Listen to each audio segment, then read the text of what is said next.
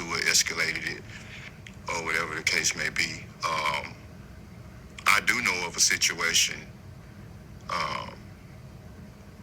not the name drop, but we got a very well-known, respected NBA player from our city that wanted to see the beef end.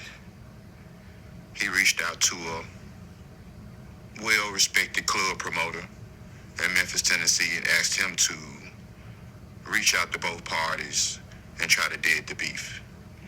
Well, he reached out to Gotti, and Gotti was all for it. He was open to having a conversation with Dolph, possibly meeting up to put an end to it. When this particular club promoter reached out to Dolph, Dolph said, fuck no, hung up the phone in his face and blocked him. Hold on. Now, y'all just heard what Hernandez Govan just said, bro. The guy who was just acquitted for the hit on Dolph, right?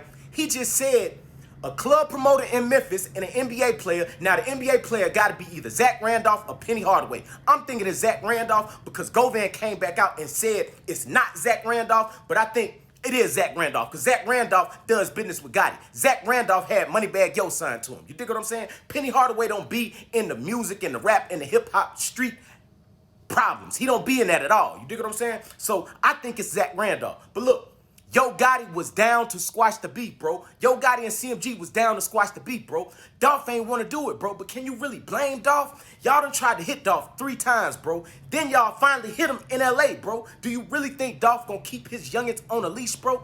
You know Key Glock and Woo and all them niggas, Moochie Grape and all them, they gonna be looking at Dolph like he's soft if he would have squashed the beef with Yo Gotti. But if Dolph would have squashed the beef with Yo Gotti, he would still be alive today. So, you know, you kind of got to weigh your options. You know what I'm saying?